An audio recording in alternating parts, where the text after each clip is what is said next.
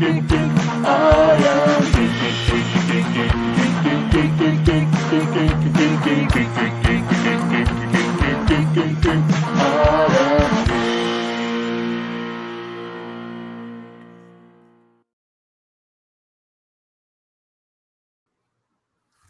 and welcome to I Am Geek. This is episode 274. I'm Ryan, joined by my brother Chris and our good pal Catron. Heyo. It feels like it's been a while since I've been here. I guess it has been. It's been like 3 weeks. 84 years. 84 years. That's how old I feel today. We have a special guest on tonight. Before we get to that, there's been so much news this week, and I guess for Star Wars and I can't even say it, Star Cruiser. We'll save that maybe till the end of the show because I don't want to be Debbie Downer at the beginning of the show and just make our guests feel like, oh man, these people are just, or this Ryan guy is just very sad and just Debbie Downer. All right, so we'll save that every week. I know. We'll save that to the end. So don't let me forget to pull out the tissues and have some downtime. Yeah. But tonight we're joined by a very special guest, Bryon Caldwell, Animator Extreme. Hello. How are you doing? Hey guys. Tonight? Good to be on the show. This is awesome. It's like we're getting the band back together. Yes. Now, for those of you that are listening or watching on YouTube that don't know, long ago, in a state far, far away from Texas, where we are now, we all lived in the state of Tennessee. That's right. And we all went to the same prestigious university, East Tennessee State University, where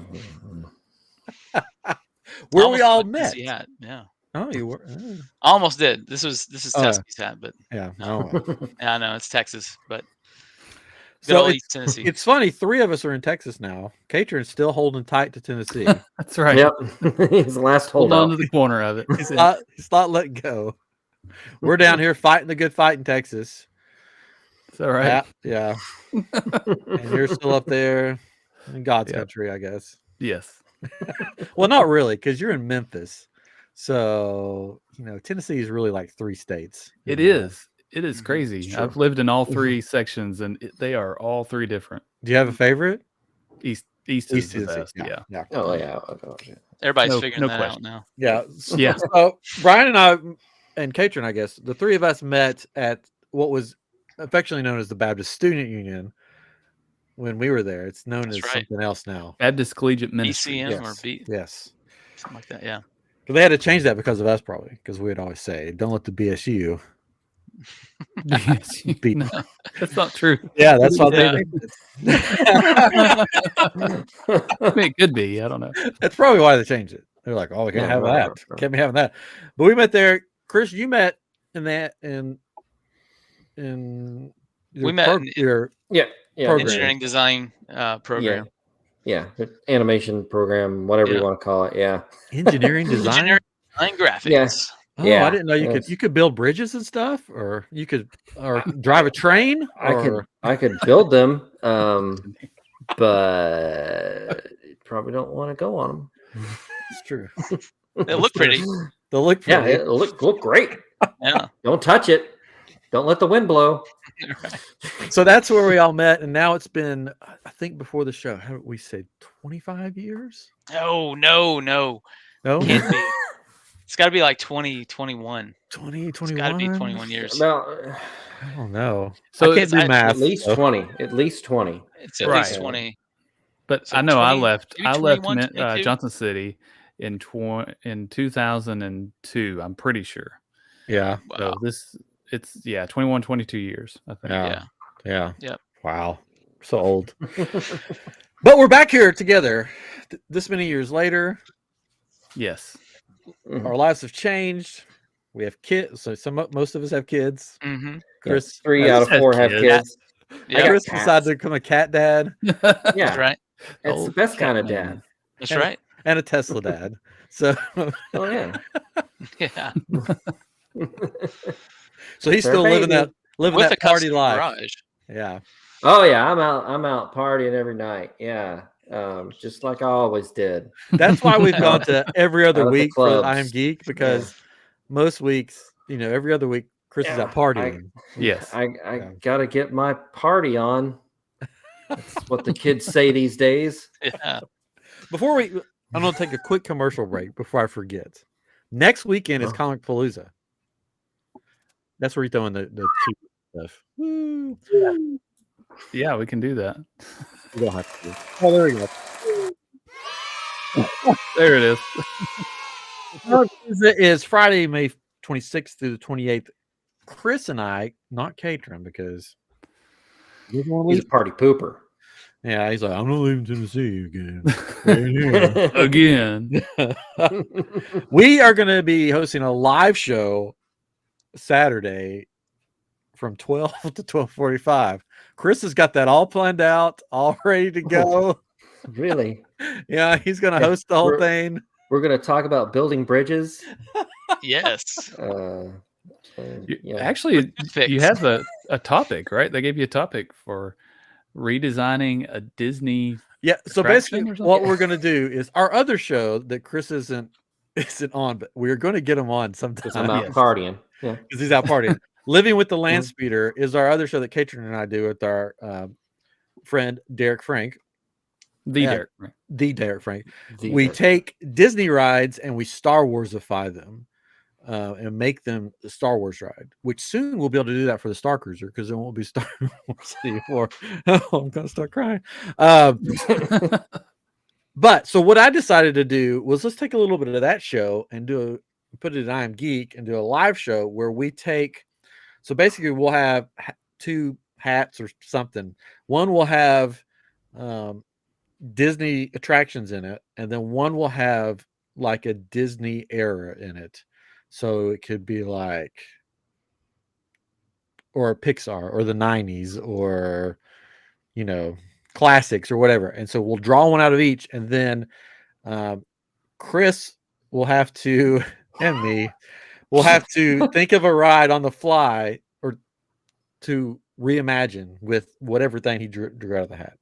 Mm-hmm. So it could be like Pixar, and then he'd have to turn the Haunted Mansion into something that deals with Pixar or something. I don't know if it's going to work. Tell you the truth. No one ever does. I'm hoping that we can get volunteers from the audience to come up and be a part of it. Is what I'm hoping. So is it a live performance? This is yes. We'll call it a performance. On the stage? Yes, we'll call it a performance live on stage. We got to record this. We got to see this. Yeah, we'll see if it's recorded. I don't know. It's gonna be amazing. And then I think on Sunday, if I can get back down there, I'm going to be on a Star Wars panel for the future of Star Wars, which I don't know if they want me on a panel about Star Wars right now, because I may just go off on Disney. You have to go on the positive side and preach how good it was. Yeah. It's like they need to keep it. They need to spin it, do into something else. Is it the Cruiser? Is it this what you're talking about? Yeah, the Star Cruiser. Yeah. Star Cruiser, yeah. We'll get to that at the end. So Chris will be leading the show. I've decided. Excellent. Yeah. Oh, fun. Okay. And I'll be the guy this time that this goes. I'm with you, fellas, but there won't be fellas. It'll just be Chris. So that's my deal. Sorry, I'm taking it. I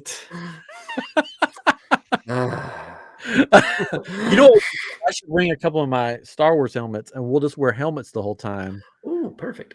And then nobody will even know who it is up there. We'll be like Daft Punk. Yes. Yeah.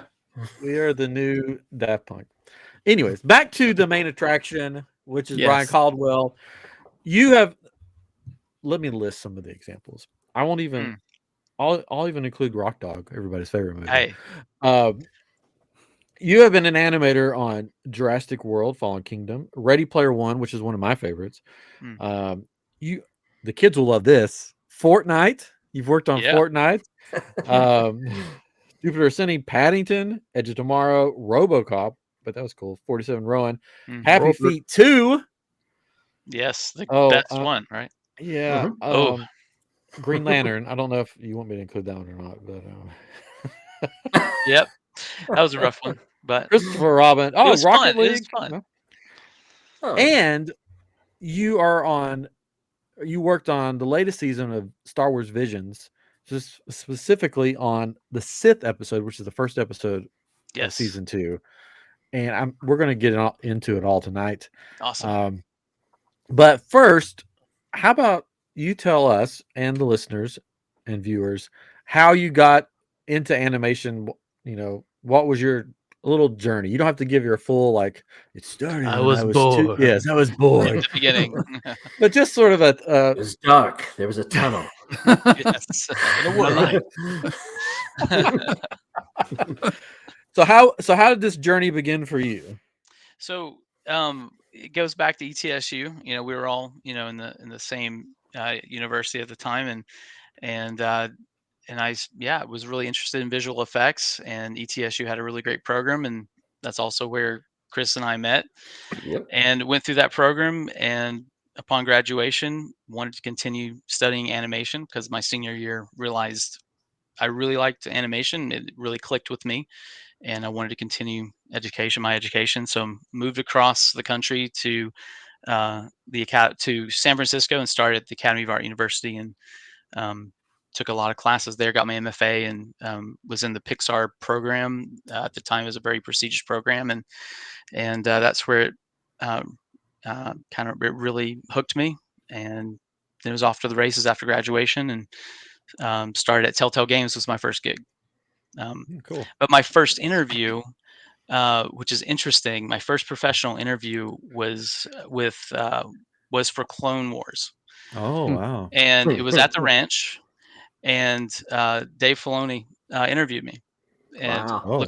looked at my portfolio and gave me a lot of tips and good critique, and it's quite a story, but I learned a lot about interviewing, and didn't get the job, but they said I did well. It's just they wanted someone that could draw more because it was for a 3D layout gig, and so they wanted to have someone that could draw a little bit better. But I could do the 3D side. It's just I didn't know they wanted me to show my 2D side. But anyway, yeah, it was really interesting that all these years later, in the credits, we finally share a credit scroll or roll or whatever, because at the end is Dave Filoni on Sith. It's like, oh, interesting. After all these years, you know, finally we get a chance to share the. He knew way back then when you interviewed, and he's like, no, this isn't the Star Wars job for you. No, We're gonna have one later. Yes. Like visions. Just remember the word visions. I've got a vision. Come back. We got a vision for you. 15 years later. Yeah, this was like, I think 2007. This was maybe the 3rd season of Clone Wars. I'm not sure which one it was. Maybe it was the 4th season. Was he wearing a cowboy hat? He was wearing his fedora. Yep. Yeah. And the office was really dark, and he has a giant painting of Plo Koon the size of like a window. Like, it is so huge, and it's a beautiful painting. But it's his favorite character. Yeah. Had his feet up on his desk, you know, leaned back, kind of Godfather style.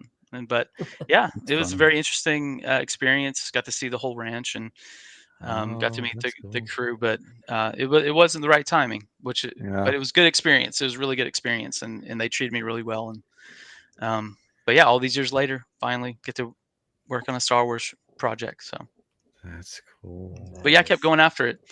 And then finally things lined up years later, and Chris and I got to work together at Real Effects. So that was a good run. On some bangers. We could go over those. There were some good ones there. Yes. I missed Book of Life. I really wanted to work on Book of Life. Book of Life was great. That was a really good project. Yeah. But the whole animation department at Frame Store went to see it in Montreal. Wow, nice. Yeah, so we all went to see it. Yeah, still remember. Awesome. We were working on the Edge of Tomorrow. I don't know what we were working on at that time, but we were all so tired. And but we made it through. It was really good. Everybody had a lot of good things to say about it. Yeah, the better Coco. That's one. Yes, the original. Yeah, the original. No offense to Coco. The original Coco. The original. It's okay. It's better. You can. Yeah. I'll say it. It's got heart. Okay. It is. Yeah. Yeah, I liked it better. It's Jorge. You know, Jorge is. Jorge's great. Yeah, that's great. So you mentioned you were at Telltale Games. What was the first thing you worked on there? Like your first gig? It was, I believe, What's New Beelzebub, Sam and Max. Okay. Oh, okay. Cinemax. Yeah. Yeah. Nice. It was a great first gig, and really appreciative to my animation teacher, Linda Bell. She really helped me get that first job, and she knew she had a friend that she sent my reel to. Kind of, I didn't even know she was doing it, and I showed up to class toward the end of my. It was my last semester before I graduated. It was maybe it's the last class, or it was one of the last classes, and she said, by the way, I sent your demo reel to a friend of mine, and they might give you a call. And I was like, well, thank you Nice. very much. And sure enough, they did, and it lined up real well. And it was a lot of fun. It was a great crew.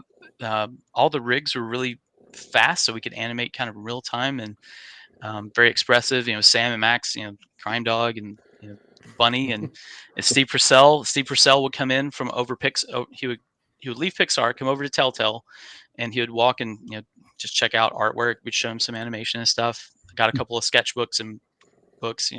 Got him just to draw the bunny and Max and stuff. Yeah, Max. Man, it's been a long time. It was a really cool experience.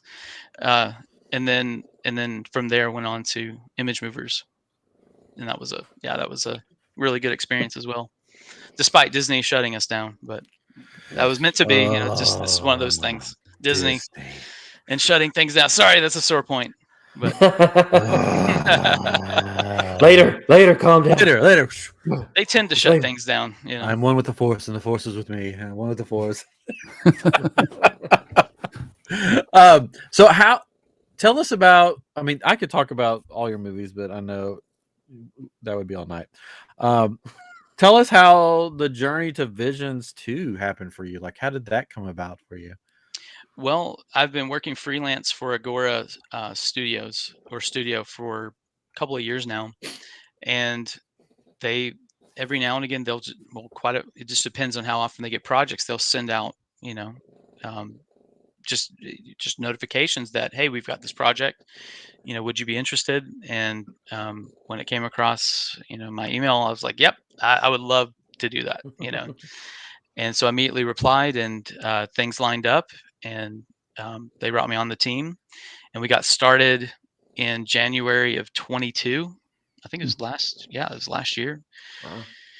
And started out the first week, and off to the races, getting everything plugged in. It was all remote, all over the world. All these I think there's 11 to 12, maybe up to 15, depending on the El Guari side. But that first week was a whirlwind, getting ramped up, getting your first shots, and then we got a call that Wednesday that we had been matched for an adoption. And we've been waiting for 3 years, and we're like, man, this is awesome. This is what we've been waiting on, and we're so thankful. And they said, well, he's expected in about 3 or 4 weeks. So I had some time. We were trying to figure things out, and then that Saturday they call us and they said, okay, he is here, and you need to come and pick him up. And we're like, wait, what? And so we had to immediately grab all of our stuff and pack the car and drive to Missouri. So we adopted him in Missouri and Osage Beach area, and we were there for 4 weeks going through all the legal stuff. Wow. And I was trying to teach at the same time. So I'm also teach full time, and then I do freelance, on the side. And so I'm juggling remote freelancing, or I'm getting my wires crossed here. I'm juggling remote teaching because they let me teach remotely. This is, very unique circumstances. And then I'm also messaging, Agora, saying I would love, I'm in the middle of this adoption, and they thought I was going to quit. And Jacob Gardner, the animation director, everyone was so laid back and easy to work with, and they were very understanding, and they were just kind of wrapping things up with me. And I was like, well, I would love to try to hang on. If you could, if I could stay on, that'd be amazing. And they're like, oh, we thought you wanted to quit. Sure. So they were able to cut my hours down a little bit, and I was at about 25 hours a week, part-time, but still worked on I think 10 or more shots in Nice. from January to Mayish, in mid-April to May. So it Good was job. still Cool. it's still a lot of work, but it was really smooth. The whole production was really smooth. Great feedback. The remote pipeline worked really, really well. Rodrigo Blas, the director, Pixar, back in the day, all the amazing shows that Rodrigo worked on. He also did a short film called Alma. Oh, If yeah. you haven't seen it, it's really, really good. I remember watching it and it going around the animation department when we were at IMD, at Image Movers Digital, and yeah, it was just, man, this was so good, and it was really amazing to work with him. He had a really um, strong hold on he wrote the story, put the whole thing together, and it was his vision, of this story, Yeah. and it has like a very Spanish influence to it. But yeah, that was kind of the journey up to that point. It was a very complicated start. Oh man. So I was very thankful to be able to hang on to it, and things Yeah. worked out. Sawyer, my son's name's Sawyer, and yeah, things worked out real well. Well, cool. Nice. Didn't sleep a lot, I but bet not. Well, I don't think yeah, so. newborn, teaching, freelance. Oh yeah, Yeah, but no man, sleep then. So, what scenes could you tell us what scenes you worked on for people that have yes, watched it? yes. So in the beginning, when Lola is waking up from her dream, Uh-huh. and E2 is kind of waking her up, she gets up, she stretches her arm, and after that shot where she is kind of patting him, saying, "The eclipse is today," and she's going to go finish her painting, and that's my shot. Cool. And then she goes to get her tea. That's my shot. I've got 3 shots in a row where she kind of pats E2 and she leaves, puts her tea under the coffee maker or the tea maker, and E2 gets up and kind of bangs it, and Mhm. then the next shot it was a harder shot because you're trying to get, it's an acting shot that she's not doing a whole lot, but the face, really needs to show the emotion and Mhm. satisfaction of that warm tea or that coffee, and I'm just getting my day started, and then turning, and she has this really sly uh, kind of look, and she pops the top off, and then of the coffee maker, and the globules come out in the tea, and then she goes into the force moment, and then the title. I don't That's have cool. that shot, but this is the one where she raises her arm to start the force. That's cool. Oh. Yeah. Then, do So, you want me to go through all of them, or yeah, sure, you can. okay?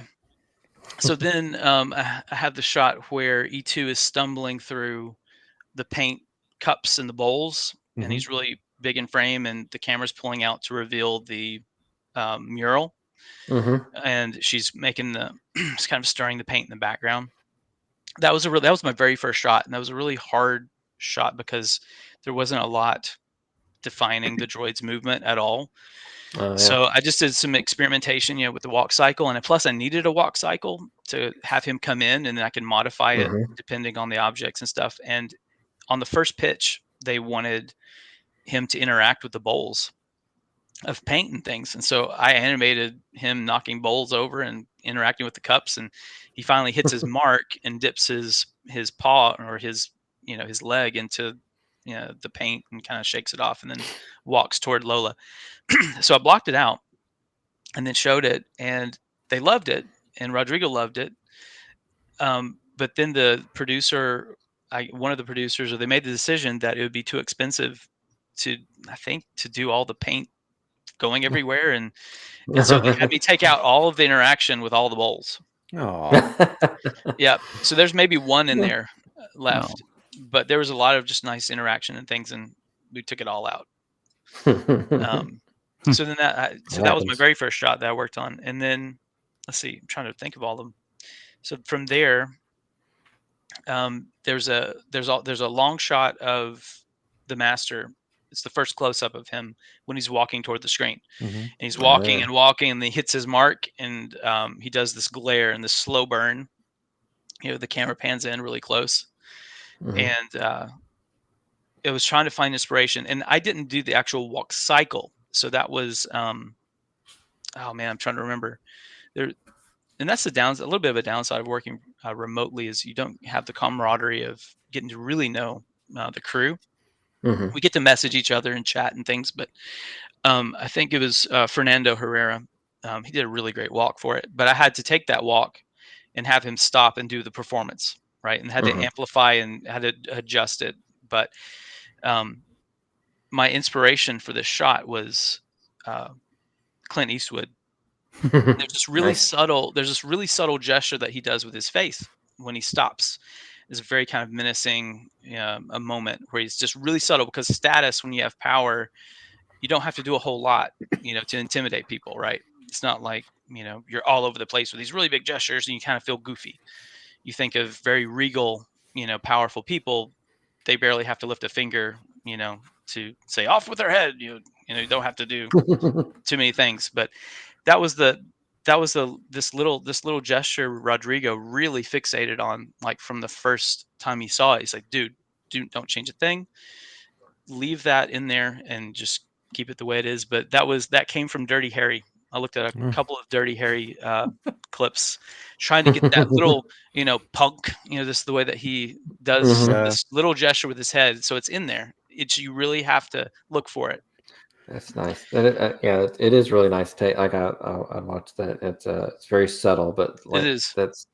it's really on there. A lot of like really getting emotion and Mhm. stuff is really coming through the face, especially the eyes, trying to get them to be alive.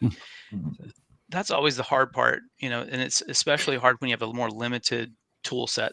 And the tools were good on the show, but there were some limitations, but yeah, there was a lot of effort trying to bring that emotion out, in the characters. And then from there, from that shot, I had the next one, or did I? So there's a couple more shots, and then it's Lola. There's a little bit of back and forth, and the master saying something where he's like, remember, he's trying to bring her back into the fold, and she's kneeling and she's looking over her shoulder. And this was the longest shot. I think this is the longest shot that I had. Super challenging. It doesn't look that complicated, but it was challenging because of layout and the way that it was structured based on the early previs. But emotionally, it was hard because she's conflicted and she's fighting this inner darkness, right? So she was being trained by the Sith, and now she left because she doesn't want to be a part of that world anymore. And getting that in her face and her expressions, and then having her stand up and turn, to face, her master. And the camera comes around and it's an over the shoulder and reveals the kind of the valley. And the hard part about that shot was the camera was moving across this dune, this desert. So you don't really see it. You don't see it at all. But as the animator, I was having to do all this stuff to make it look like she's on the spot and not moving. But there's a lot of trickery, just to kind of make the body mechanics work right. And because the camera was all over the place, and I had to adjust some of the camera stuff. I was doing a little bit of camera work as well, and it was more of a technical shot that was quite challenging. And then I have the next shot after that with her saying, "I'm no Sith," and then the last shot is where she reacts in the hallway during the lightsaber scene, where he does a swipe and she does a backflip and then swipes her lightsaber down. Nice. Yeah. So I had a chunk of shots, and there's another reaction shot that I helped work on. So they needed. So after we finished, they realized they were doing some tweaks, and they needed to add some time to a shot. And so they said, Bryon, can you add 30, 40 frames to the head of the shot, but also make sure you preserve the animator's work on the rest, because it was not my shot. But the first 30 to 40 frames are my shot. And so that was a little bit tedious as well, to respect the other animators, or the other animator on the shot. But yeah, it was good. It was a really challenging show. I learned a lot. The crew was really, really sharp and very collaborative. Gave feedback very well and effectively. And Jacob Gardner was the animation supervisor and did an amazing job.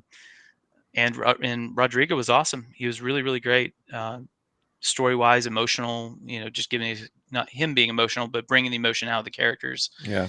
And talking about how working big to small, talking about shape language and looking at your posing and your animation starting. I mean, this is stuff Chris. We things. It's stuff that animators speak, that things that we use every day. But it's nice to hear it at that level and not get bogged down in all the little polishy things. But he had always had the big picture.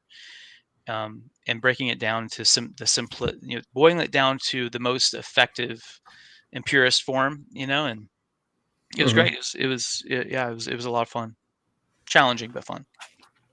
So, for listeners and for us,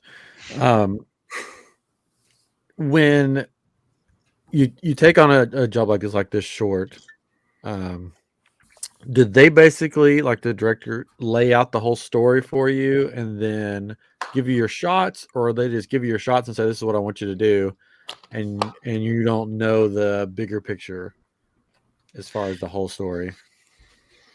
It's different. It's different based, studio to studio, project to Yeah. project. But this one, I mean, everything was ready to go from day one, and that's why I think it worked so well. Is it was organized very effectively, and we knew this. We had the animatic. We could see the story was done. It was in the can. It was locked basically. I mean, it was tight. I mean, it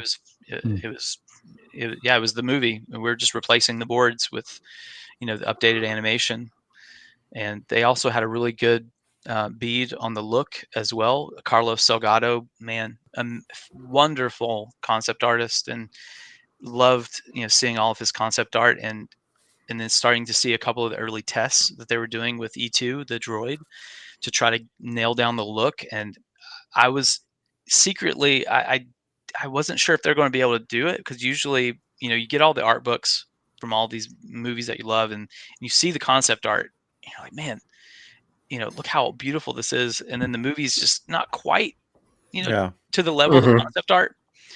But they nailed it pretty much 100%. Like the movie, or the short film looks like the concept art. And Wow. I mean, you can stop on any frame and you can see all the brush strokes, and they didn't animate it with motion blur. So any frame you can stop on, it is a solid, like, That's you cool. can put it on your wall. That's awesome. Yeah, that's one of the things I really I like love about the that. episode. It's the look of it. Like, yeah, it looks like a painting and it moves. Yeah. Really cool. Yeah, they did some amazing stuff technically with compositing and other trickery. We rolled off the show. We didn't see much of that development stuff other than some of the the tests, which were beautiful. But I think you can look at some of the maybe Carlos Salgado's social media, or maybe the art director. They've posted some tests showing a little bit of the process, and it's pretty fascinating to see how they develop the look. That's awesome. I really love the droid. As soon as it came on screen, I'm like, oh, this droid's so cool. Yeah. I didn't know his name, so I had to ask. So I was the first animator. I think I was the first animator to ask what his name was in dailies. And Rodrigo said it was a funny story, because he kept seeing this number come up constantly. I'm not going to go into too much detail, but there's this number that kept coming up between him and Disney. And it always started with E2, and it came up so much and so often that it was like, all right, that's the droid's name. E2. Funny. And so that's kind of how it came about, was this number, this back and forth of this. Yeah. So I thought that was kind of cool. But he's a fun droid. Yeah. I like the three Yeah, legs. he's nice.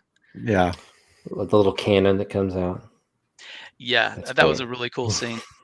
And then I love that section. We blast the other droid, and then when the master comes through, and just the power that he has in his hand, that's just so nice, getting pulled apart and all. Yeah.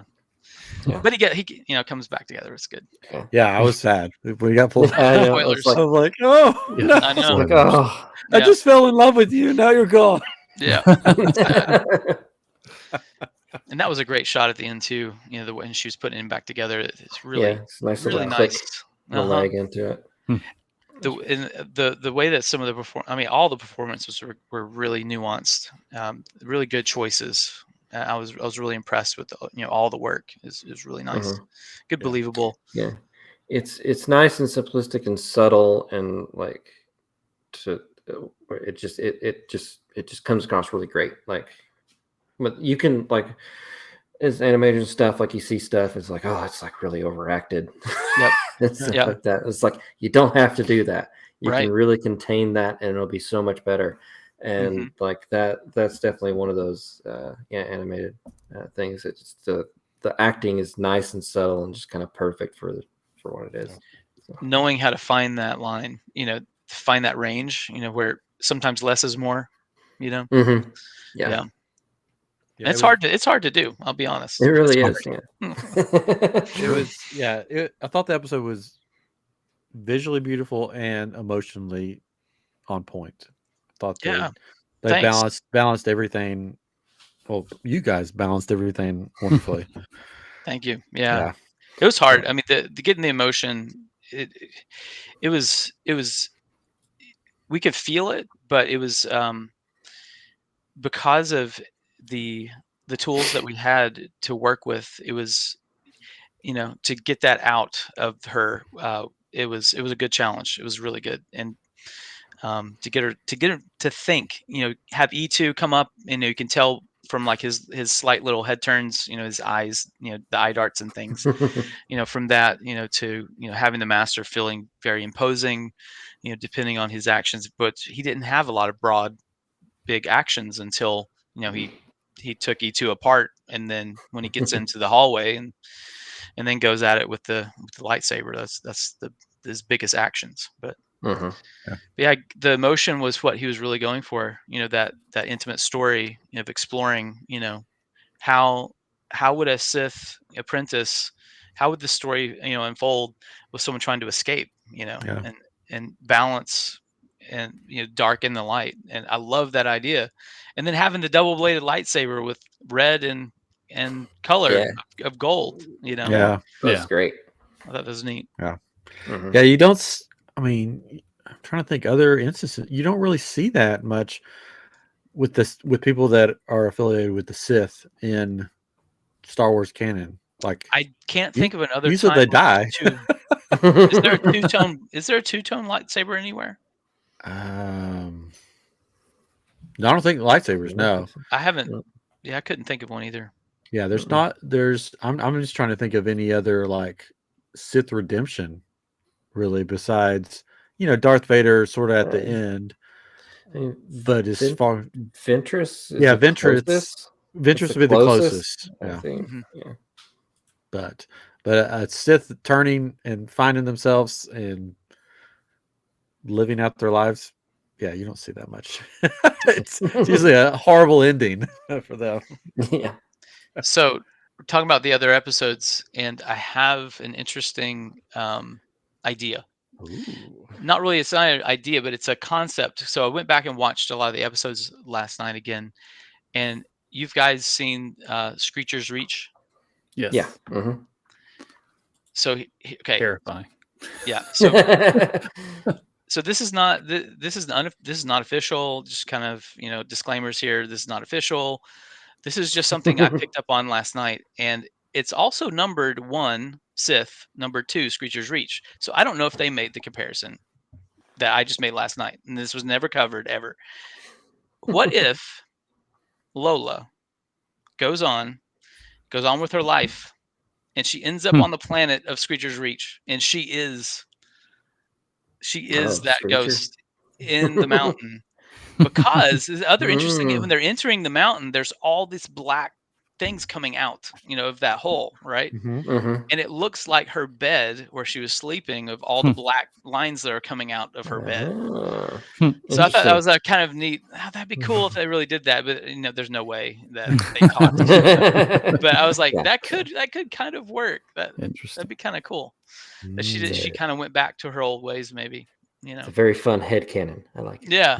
But I thought that was kind of cool. I really enjoyed that episode a lot. The Screecher's Reach. That's really cool. Yeah, it's like a banshee like a Mm-hmm.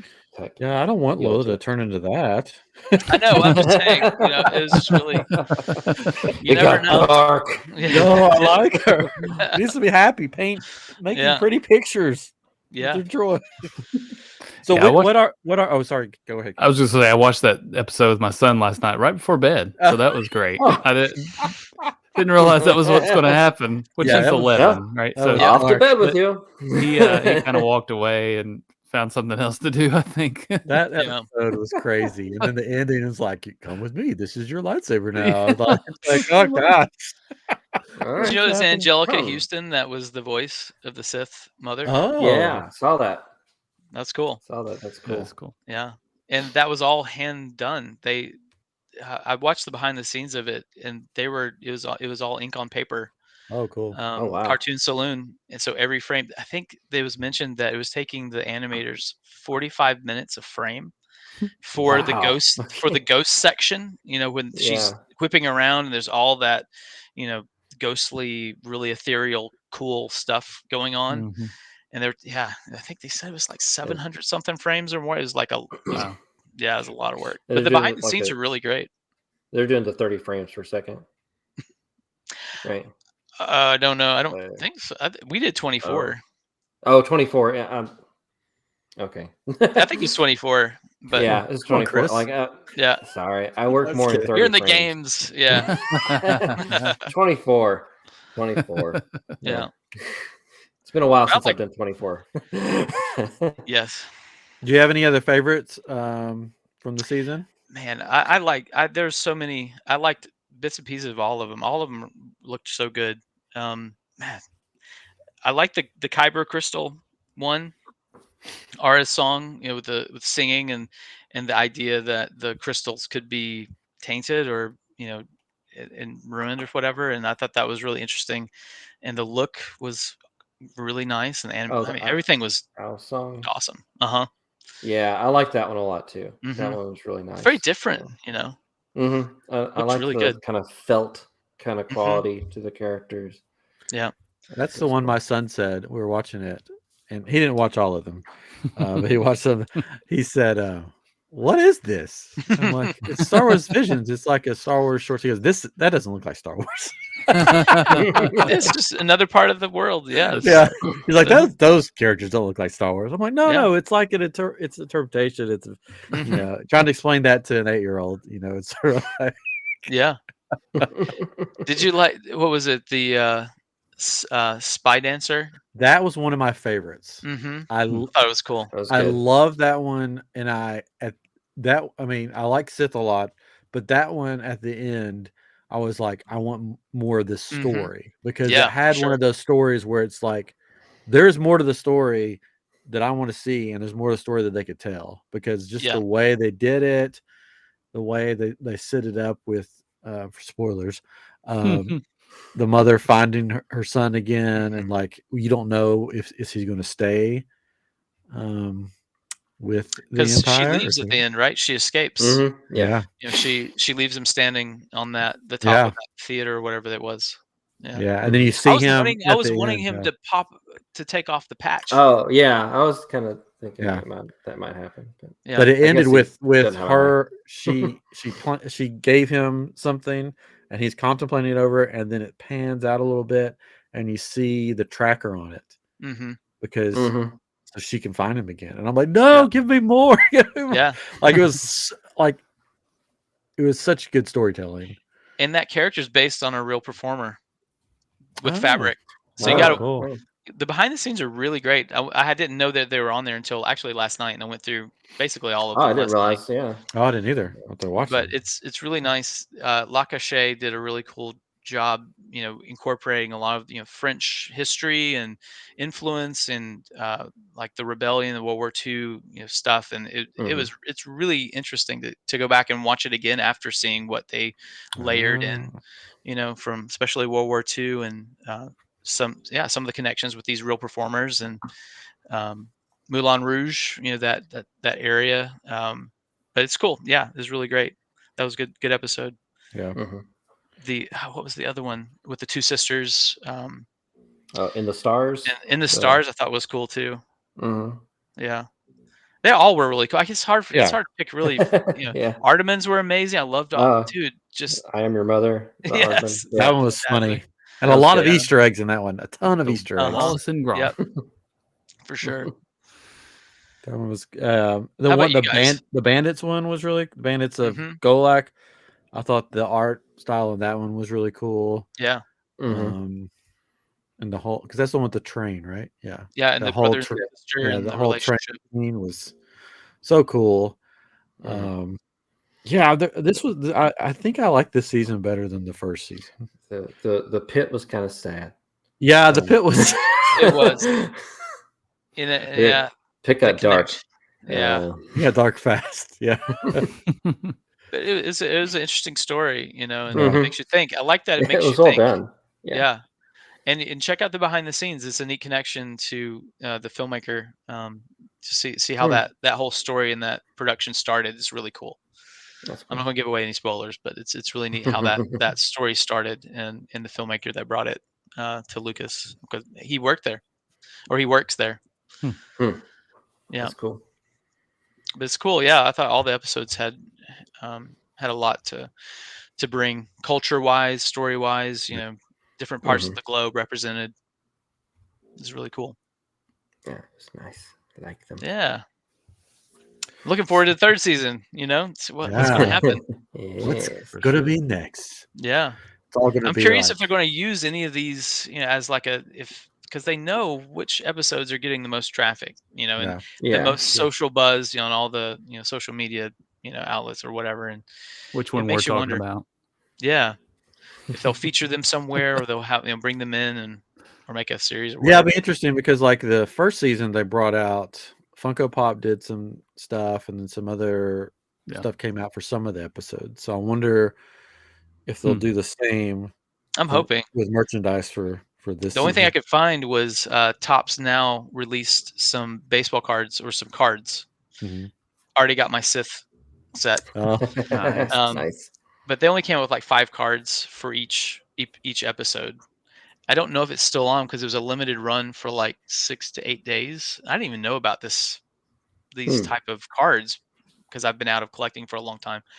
But evidently Topps now capitalizes on, current events and big things, and they do a limited run, and then after that they don't make any more. But yeah, they do have a couple. That's the first thing I could find for the Star Wars Visions. So cool. So season 3 will be probably the makers of Garfield. We'll have the Muppet episode. We'll that would be amazing. have Muppet Babies. Hey, I that'd would. be Yeah, cool. I'd love a Muppet episode. Yeah. It'd be cool. We'll have the I'd love Charlie some Brown heck Star out of Wars that. episode. Oh wow. Yeah. Mask. Yeah. The Beavis and Butthead episode. Yeah. That'd be nice. Gosh. South Park. Uh-huh. Oh. Oh my gosh, they killed Darth Vader. Yeah. Yeah, lightsaber.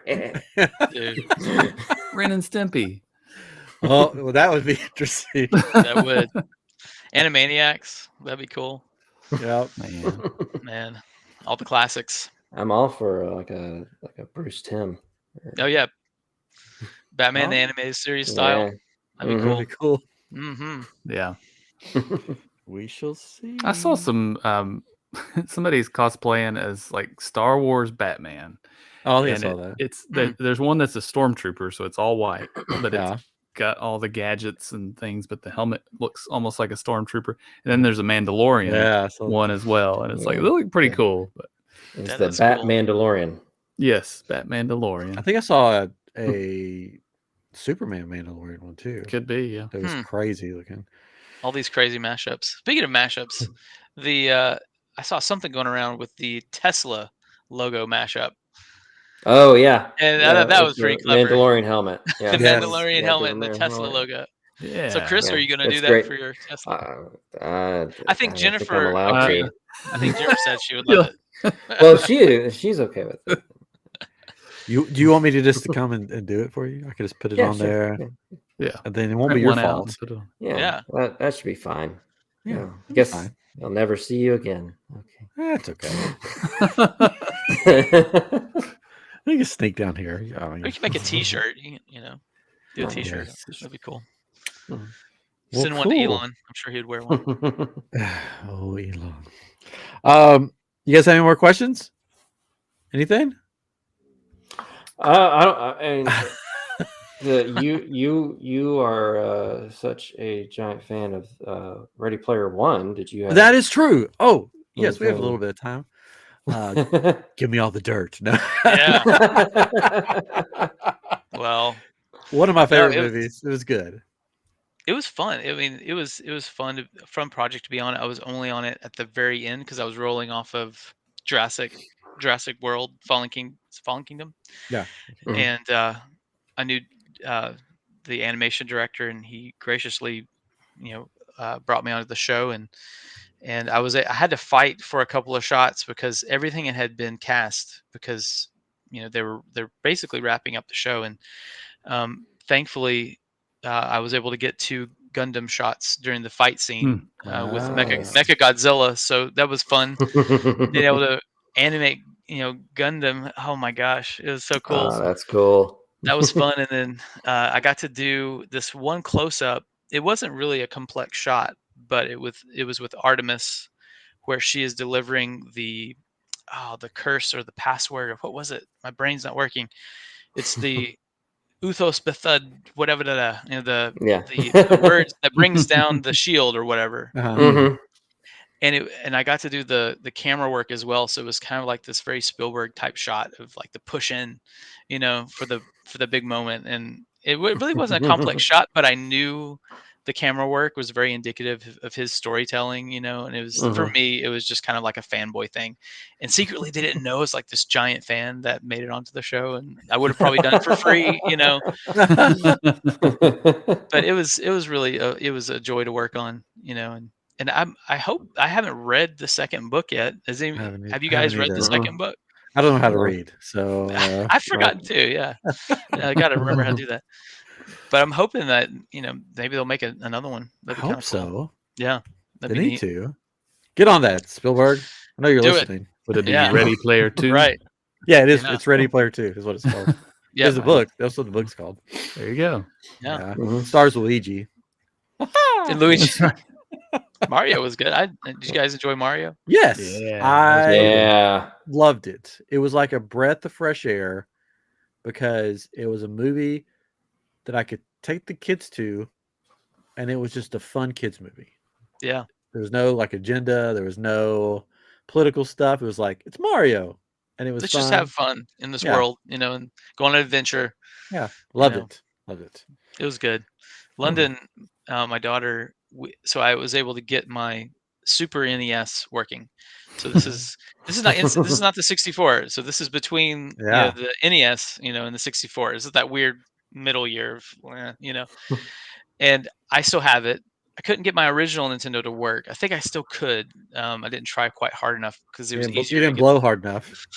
That's Yeah. true. That's true. That'll I had to work. get this device, this converter thing, and I was able to get the Super NES to work. And so we're playing Mario All Stars, so she can play all the Oh, cool. the Mario games and Donkey Kong Country, and so a lot of the classics. So Yeah. she's gotten through a couple of the first levels, and she's only 6, but she's Nice. fallen in love with the classic, Mario. And then we got to go see the movie. She's like, "Oh, this is so great!" So it's fun to see that through her eyes. Yeah. It's cool. Loved But it. yeah. I hope they make another one. Yeah. Oh, they will. Oh, It's making yeah. buku's money. Oh, they're definitely. So, Yeah. I hope it's They're gonna as make well. Let's like- put it this way. I hope it's as good and family friendly as the first movie. I'm wanting Luigi's Mansion. That's what I'm wanting. Oh, that yeah. was fun. Yeah. That Are would there any be other fun. films you guys looking forward to? I mean, there's like June, like everything comes out. The new Transformers movie. I was a big Beast Wars fan. Yeah. I animated 2 shots on that movie. I know. wow. I Yes. know. So Yeah. Secrets. Secrets. It's only 2 shots, so it's kind of an insult because it was a tease. So I don't even think I'm going to get a credit, Aw, honestly, because I that really didn't happens. finish. Yeah. So we had a short window, and we're just kind of helping them out, because it was a massive amount of work, and I was able to do 1 shot, and then the next shot, I can't talk about them, but it was really complex, and we just had a certain amount of time, and then we had to kind of pencils down. All right, great, thank you so much. It was great. It's like the test, and pencils down. Yep, that's basically Sometimes it. it's like that. Yeah. Yeah. So, Well, so I'm Chris, curious how it all turned out. when you go see it, Chris, take some poster board, write Brian's name on it, and then in the credits, just stand up at the front Yes. with his name. Yeah. That Like- really terrible shot that everyone's talking about. That's this guy. That guy. Yeah. Yeah. But that, I mean, and the Flash comes out. Yeah. And The Indiana Batman Jones. movie, you mean? So. Yes, you mean the Batman movie. Michael Keaton. I'm going to go see That's Michael right. Keaton. Yes. That's what I want to go. That's why I want to see it. Yeah. And I still haven't Indiana seen Guardians. Jones. Oh, Indiana Jones, yes. Yeah. I still haven't seen Guardians, shots. and I'm still like, do I want to see Guardians? I do. I haven't seen it It's yet. good. Well, it's like, do I want to cry? Basically, is what it boils down I can't to. hear it. Don't say anything. I I've been don't- I keeping haven't myself for seen the it. trailers too, Yeah. so I don't know anything. It just looks, yeah. I don't know anything that happens, but it looks like there'll be a lot of tissues being used. Yeah. And Chris is like, "Oh, it's good. It's good. You'll be fine. It's You'll be really fine." good. It's really good. I had some tears. I'll say it, but it was good. That's good to hear. Sad tears, happy tears, Yeah. Maybe I in need to watch between it in the tears. comfort of But my is it a home. rewatch? Would you go watch it again? I'd watch it again. Yeah, That's a Yeah, good I'd sign. watch it again. So that's always kind of a indicator for me. I'd love to watch all three of them back to back. That's cool. Oh. Yeah, I want- And the I'll Christmas check it out. special. And and the Christmas special. Of course, was the good, Christmas yeah. special. That's the the first best. two, the Christmas special, and then the third one. So, without giving away spoilers, the Christmas special, does it take place between 2 and 3? Yeah. I guess. Does it come up in the third? Anything that happened? You don't have to just say yes or no. There's a little thing. Okay. That's all. So they acknowledge it. They acknowledge it. Yeah, it's That's good. acknowledged. Then It's it wasn't just a one-off. That's good. Yeah, it's acknowledged. It happened. Because there's stuff that comes up in the Christmas specials. You're like, oh, are they going to discuss this later? Like, this is a pretty big bombshell. Are they discussing this later? You'll just have to find out. I'm with you, fellers. So funny thing happened. My daughter and I went to McDonald's over the weekend, and just daddy-daughter date really quick. She got a Happy Meal. She played in the playground and stuff, and it was a lot of fun. She loves Happy Meals and things. And we also went somewhere else, but it doesn't matter. Story is, she got a Dax figure. And she's like, "What? Oh, a is Drax? this?" Yes, Drax. Yeah, sorry, Drax. And she just did. She's like, "I don't like this, Daddy. This guy scares me." And it was just so funny to see her reaction to the character, and and she's like, "No, I just don't want this. Sawyer, you can have this later." And Sawyer's 15 months old, and she's like, "We'll keep this for Sawyer later." But, yeah, it's just kind of funny. And you're like, oh, I'll keep the toy for myself. Exactly, I can put it on my desk. Yeah, just Yeah. right here. Yeah, One I guess day. it's mine. yeah. That was funny. Yeah, sometimes when we get stuff for the kids, I was like, one day that will be mine. Yep. And then they go in your still office. a child. Yeah. They'll go in your office and they're like, one day this will be all Yeah, mine. all this will be mine. Yeah. They're gonna And I'll My be own college everything. fund. No, I will be buried with all of this. Yeah. And my lightsaber that coffin, room. Yeah, Yeah. That room itself will be filled room. with cement. yeah. It's like a King Tut, room, but it's for Star Wars memorabilia. Somewhere in the memorabilia. distant future, they'll unearth it and be like, "What happened here?" Who is this emperor? Yeah, There'll be an Indiana Jones person that Really finds important. your room. yeah. Look at these I'm artifacts. looking forward to Oppenheimer. Have you seen the trailer for Oppenheimer yet? I've seen the Oh trailer. yeah, that's good. Man, I'm really looking forward to that. I've known about this. I knew about this guy from history class, but I don't remember a whole lot. So it's gonna be interesting to see, this take, because that's a really big moment, in history. That's cool that he's making a movie about it. I usually go see all of Christopher Nolan's films anyway, but Yeah, they're all real good. He does a good job. and then Dune is coming out. What, November? Did you guys like the Dune trailer? I don't know if I saw the trailer. Oh, dude, Yeah, that's pretty good. Man. I like the first one. So yeah, I love the cinematography and the look. Yeah, Mhm. I thought they took their time. They really showed the world. It was very effective, and I saw the movie in the theater, then immediately came home and watched it again on HBO. Yeah, we just watched it on HBO. So. Yeah. Yeah, that's all I watched it on. And I was confused because I didn't realize the plan was to make another one. So it got to the end, and I'm like, what? It's not finished. Yeah, to I'm be like- continued. I'm like, wait a second. There's like no ending at all. It just sort of stops in the middle. It just Okay. built, the build up. Yeah, Dune will return. yeah. It's not quite Dune yet. You gotta wait till the next Yeah, it's next gotta episode. Badoomch, dad joke. Bad. Just bad. Just cut that. Just cut that out. No, we gotta leave it in. No, sorry. A little news. I ones. saw that Captain America: New World Order has started filming. Yes, Oh. it is. And Seth Rollins, who is a WWE wrestler, is going to be in it as one of the henchmen or something. They Awesome. took Nice. pictures of him, so it looks like, and they've changed the suit for Captain America. I think that's probably a good idea. It looked very cumbersome of a suit. What I saw mostly they removed that headpiece. Well, he's like And- blue. He the went from like coloring's all the changed, comic accurate one sort of to a blue, gold, and red trim. It looked like. Well, the thing with the headpiece that he had when I was watching it, I was like, man, he's moving his head. There's like no gaps in that. They've done something with that. That's digital. And then I saw some behind the scenes stuff, and he's moving around. There's like it's just barely fitting on his head. And I was like, they removed that because that was a lot of money. I bet. Yeah, probably. That's what we did on Green Lantern. Nice. So we did the whole connection and the whole bodysuit for Ryan Reynolds. It was all CG, Yeah. Yeah. and that was a nightmare because they put dots I'll on his bet. neck to track it, and then we had to track all that, frame by frame.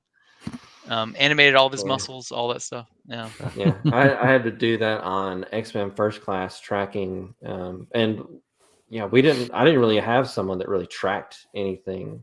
They tracked the camera, but for Emma Frost when she turned diamond shaped, basically I had to do the opacity on it and match up because she didn't have any dots on her body, so it was just matching it up like 1-to-1, like over the frame, and then the director's like, it has to be exact. Everything she's doing has to be in this animation. Jeez. Wow. No It's pressure. nuts. Yeah, no pressure. Jeez. even for it, which is when I realized this actress doesn't move her brows at all, because it's like almost dead up here throughout the whole thing. I'm like, you don't want me to like put a little life in it? Like nothing? No, exact. It has to be what she's doing. Okay. All right. One Get what you frame, get. and it goes across 60 frames, and she doesn't move. So it's just one frame that just stays place. Wow. It's crazy, man. All right. Which one? Which film was that? That's X-Men First Class. First Class. Yeah. Yeah. Wow. It was a fun movie working. I loved it. But yeah, Yeah. that was just kind of a funny kind of little thing. That's awesome, man. I need to watch that one again. There's so many films now I need to go back and watch. Yeah. Like I haven't seen The Matrix in forever, and I kind of gauge. So a lot of my students, I'll kind of gauge like, what do they watch? What are they checking out nowadays? And my Animation 1 class this semester, The Matrix came up for some reason, and I said, okay, how many of y'all have seen The Matrix? And I don't think anyone raised their hand. Oh, No one in the whole class had seen The Matrix. You know you're And wrong. someone- and literally, man. someone said, well, that's kind of before our time. And I'm like, wait, what? No. F. Yeah. Oh, F everybody. Yeah. And it just made, I was like, shoot, you guys just need to go watch it, but a lot of them are not, they don't watch films. They don't even, some of them don't really watch shows either. They don't watch series. They just social media That's and crazy games. to me. I know. That's crazy.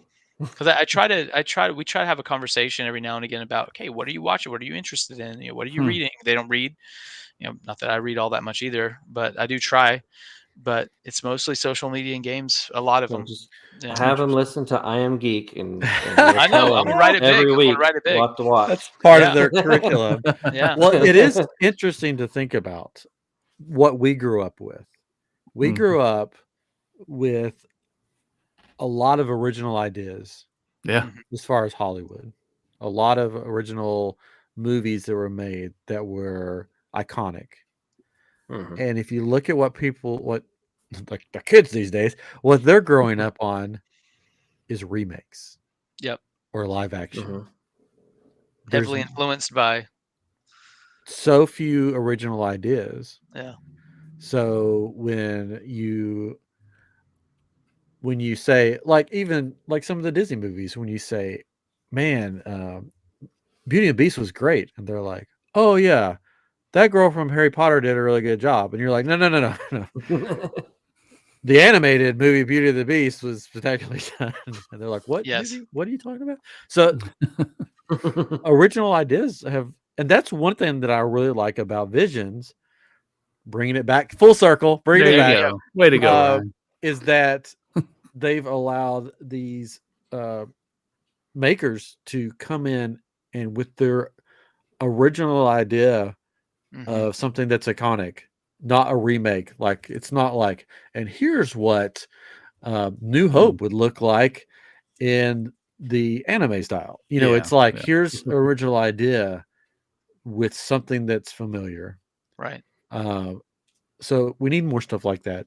We need less live action remakes of Disney movies. We need more original concepts and art, because so we don't have like students that are like, what are you talking about? Like, yeah, we Yeah. just watch, shorts on YouTube or whatever. We need art to live again, So basically. good stories are good stories, Yeah. and we Mhm. just need good. We just need it. And storytelling's hard. I mean, story is hard because there's how many. I mean, there are. I mean, there's only certain six. How many different stories are there technically? There's like this scientific, Yeah. breakdown of there's only Yeah. Sure. kind of six stories or whatever, like Hero's Journey and all the other ones, but story is difficult, and I mean, if you look at Pixar, even, I mean, they're you know they've had a really good series, and then some of the later ones have been kind of not so big hits, but then they'll come out with another one that's fantastic, and it's kind of hit or miss. It's just tough, you Mm. know. Mhm. And usually the good ones are when somebody is allowed to be a storyteller. And the Right. bad ones are the ones where, I mean, no other way to put it, where the political stuff rules the day. Yeah. Yeah. I mean, that's just sort of how it is. But speaking of good storytelling, I'm going to segue. Are you guys ready? Segue it is. Oh no, here we go. Because we're running out of time. But I have to talk. Speaking of good storytelling, I got to a couple weeks ago experience some of the best storytelling live action that I've ever seen. And unfortunately, today it was announced that the Galactic Star Cruiser, which, if you're not familiar with it, is the, lack of a better term, Star Wars hotel at Disney World, will permanently shut down at the end of September. Hmm. Because I guess Disney's just not making the money that they wanted to make off of it, Right. which the price was ridiculous, but it is what it is. I witnessed some of the greatest live action storytelling I've ever witnessed, and it's probably one of the greatest experiences, if not the greatest experience, that the people at Disney and Star Wars Lucasfilm have ever made. Hmm. Because you become part of the story. And I think that's something that even Disney even in the parks is missing out on these days. But you become part of the story. You basically are in a Star Wars movie, and not only the actors that are on board, but the crew members or cast members of Disney, they all played their part in the story, and the guests that were on board played their part. So it is a sad day in the Star Wars and Disney universe, because one of the greatest things that they made as far as storytelling is getting shelved because of money. And it's Shocking. sad. Yeah, shocking. And I truly feel for all those that work on the ship, designed the ship, created the ship, that their art is being shelved because Disney did not make the money that they wanted to make on it. I hope that everybody involved bounces back from this and gets a new place to work, a new place to play, a new place to adventure. I'm on a lot of the Star Cruiser Facebook groups and stuff, and people are. It's hard to say. People are in mourning for it. It's like it's like there's been a death in the family, in the Star Wars family, if you want to say. So my heart goes out to everybody.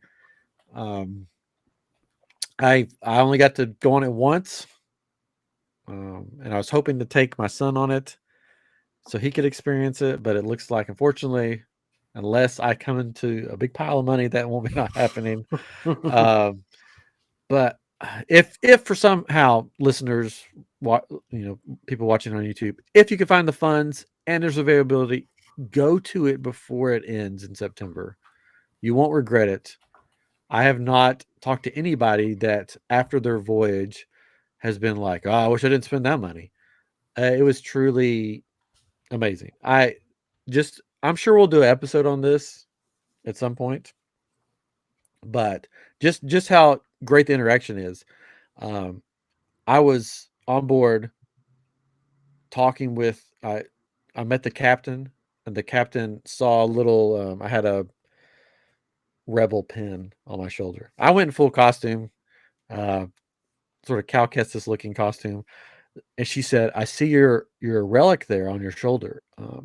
Meet me at 7:45 over here, away from people. I've got a mission for you." And she sent me on a secret mission. And then I later on in the journey, I a secret message was sent to my phone saying, "Meet at the lightsaber training. Don't tell anybody." And we went in, and there was just a small group. And I mean, there's hundreds of people on the ship, and there was a very small group in this room. And they said, we've brought back an artifact, and it was the droid that was there. It was the Saja, which is like a force sensitive person, and Rey came into the room, and she said, "We found this holocron, and they did this whole like secret thing with it." And then I had one-on-one time with Rey, where I gave her one of my kyber crystals, and she got emotional about it. We happened to find each other on Instagram, and she said, "Just wanted you to know that Rey cherishes the yellow kyber that was given to her." So the cast are really into it. The storytelling's great. The climax of the whole thing is a big lightsaber battle with Kylo Ren and Rey. Fantastic. So to see all that shelved because of, money is sad. So for all those that are storytellers, keep telling stories. Don't let Hollywood and money get in the way. Tell your story however you can, because people deserve to hear it. So that's my, I guess, 2 cents from the thing. People deserve to hear your stories. Don't just settle for remakes and stuff. Tell your story. So there we go. So sorry to end on a sort of a emotional note, but now go see Guardians 3. No. But I think I've been talking to some people. I'm going to try to, speaking of kyber crystals, I'm going to try to design a special crystal to sort of honor the Star Cruiser and the people that worked on it. I don't even know if I'll sell it. Maybe I'll just send it to people that worked on the ship or whatever. So I'm going to try to work on that, just something little to help remember it. I will be in Walt Disney World this weekend for another thing. So I'm going to try to stop by. Part of me is like, do I storm the gates of the house he's on? I mean, why not? Yeah, or the part of me is like, maybe I'll just take some flowers and just lay at the at the entrance, sort of like a morning teddy bear.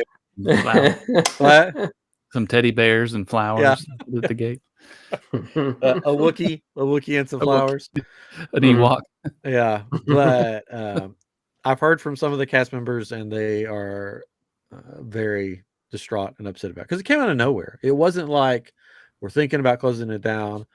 They announced discounts. They announced fall voyages. They've already booked through December, so they're having to go back and tell all those people, "Hey, we're closing it down. If you want to switch to the summer, you can. Otherwise, you're just out of luck." So yeah, it was weird that it just sort of came out of the blue. Like travel agents weren't warned. Nobody was warned. It would just dropped basically today saying, "Oh well, we're closing it down." Because it's only been open like a year and a half.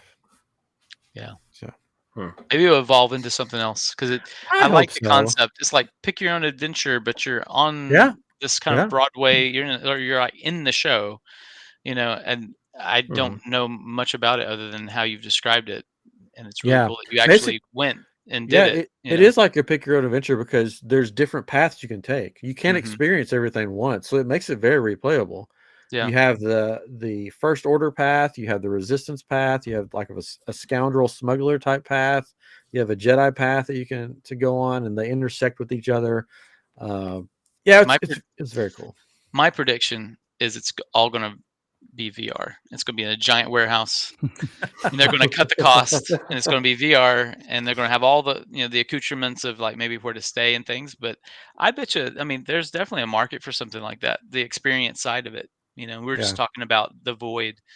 How do you get the void? And blend it with what was it called? The ship, starship, The house, Star Cruiser, Star Cruiser, the Halcyon. Yeah. So how do you blend those things, but then not make it more? Maybe it's more affordable to more people. Yeah. I don't know. There's definitely ways that they could have made this what they did now more affordable, but I don't think they wanted to. I don't think the higher ups. It was just all about money. And, because technically they could have cut the all inclusive part of it. They could even have cut some of the acting part of it and just had more of a. Most of the stuff happens in the Play Disney app, It still had the stuff that they had there, but sadly, that building will probably sit empty for a while or a long time.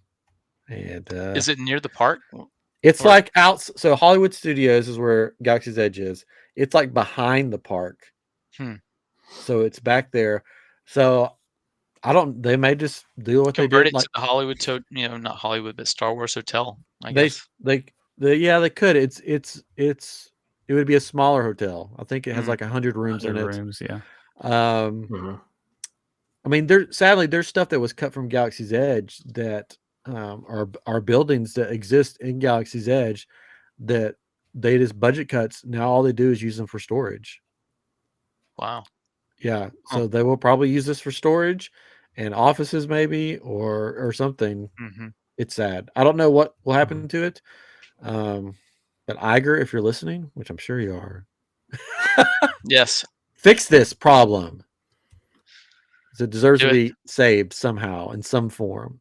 Like even if they don't continue Star Cruiser, which they're not, the characters that they made for this, move them 2 by 2. Have them as characters in Batuu in Galaxy's Edge that you can still interact with. Something. I don't know. That could be sad though. You have the ship captain that's down on her luck that doesn't have a ship anymore. It's like in the streets begging. I don't know. They're good characters that deserve like the onboard Gaia, which is sort of like the onboard she does a big show. She's like a singer. They just dropped her album on Spotify, and they're supposed to be bringing it out as a physical copy that you could buy her album.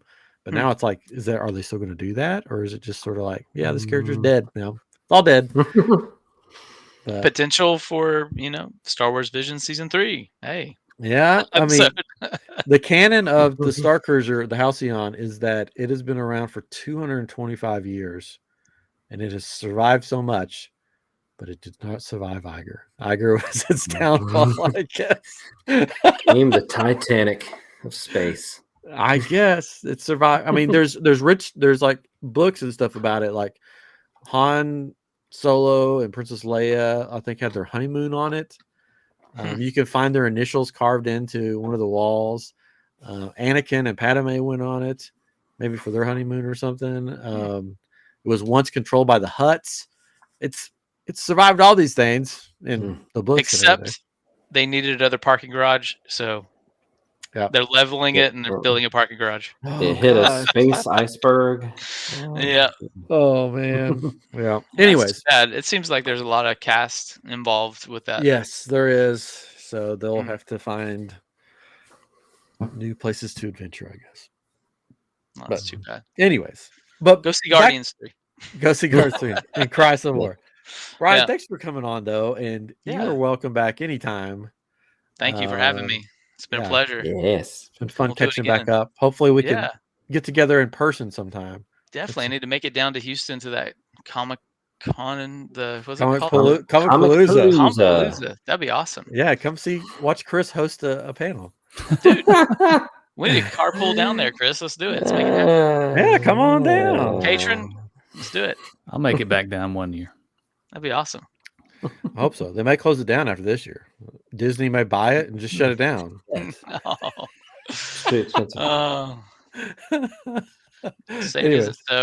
Yeah, but thank you for coming on. And this, thanks for having me. Do you want to plug anything before we go? Anything you want to plug? Man, it's a curveball. You don't have to plug anything. Watch Star Wars Visions. Watch Star Wars Visions tonight on Disney Plus. But are we plugging Disney because they just shut down? Never mind. Boycott. No, it's been great. It's been really good, talking about the show and talking shop with you guys. It's been awesome. Well, until next time, this has been episode 274 of I'm Geek, and we'll be back in 2 weeks. Next week, check us out on Living with the Land Speeder, which we don't have it nailed down what's happening yet. We've been talking to some guests. It may just be the regular crew and no guests. We'll see. But there will be something next week. And then the following week, we'll be back probably with our Comicpalooza wrap-up show. Yeah. All right? Yeah. Yeah. And Catron will interview us, Chris, about our time at Comicpalooza. Did you walk the floor over and over? Spoiler, we walked the floor. What costume were you in as well? I know. Spoiler, you going in costume? None. Oh, come on, Chris. Everybody will be looking for your Master Roshi. Master Roshi. I don't know if Master I'll Roshi dress is popular. Yeah, I don't know if I want to like. Can I be Master Roshi so I can be popular? You can be Master Roshi. Yeah. Master Roshi is a popular character. Everyone loves Master Roshi. Dragon Ball Z. I hear my dog walking around, which probably means he needs to go out. So that is an end of this episode, and we'll catch you next time on I Am Geek. Bye-bye. See you guys.